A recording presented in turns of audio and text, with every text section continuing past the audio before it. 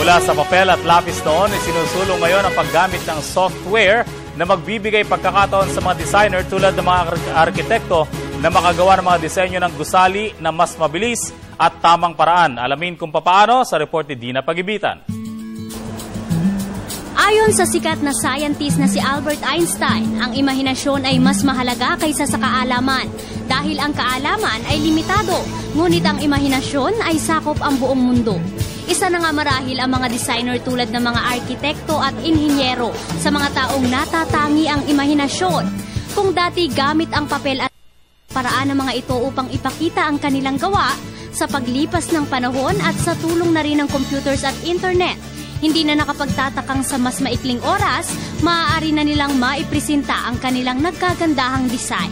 Isa ang software na ito sa nagbibigay ng pagkakataon sa mga designer na makagawa ng accurate, presentable at real design ng mga gusali, bahay o anumang gamit ng mga tao. It's basically a tool for designers to basically create any ideas that they can imagine, right? So our products like AutoCAD is really used across multiple industries. So from consumer goods to manufacturing to architecture and construction. Right, so across any industry that requires something to be designed. Ginagamit na rin ito sa mga paaralan na may kursong architecture, engineering o anumang designer course upang maihanda sila sa pagtatrabaho. Before, we used to sell the product to the schools, but right now it's being offered for free. So all the schools can actually download the software for free. Right now, instead of they invest on the software, they just invest on the hardware and then they just download the software.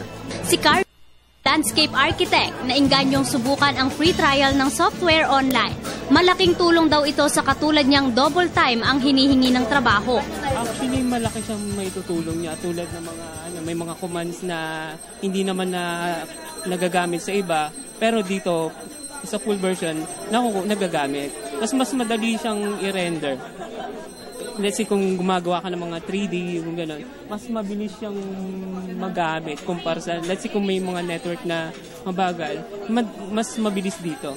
Bagamat kinakailangan nito ng malakas na internet connection, panigurado raw na sulit naman ito dahil mas makakatipid ka sa oras ng paggawa ng iyong proyekto. Sa panahong kabi-kabila ang kalamidad gaya ng lindol at bagyo, maiging ang ating mga arkitekto, inhinyero o mga designer ng mga gusali, bahay, daan ay may kaukulang gamit para sa mas ligtas at disaster resilient na disenyo. Para sa Telebisyon ng Bayan, ako si Dina Pagibitan.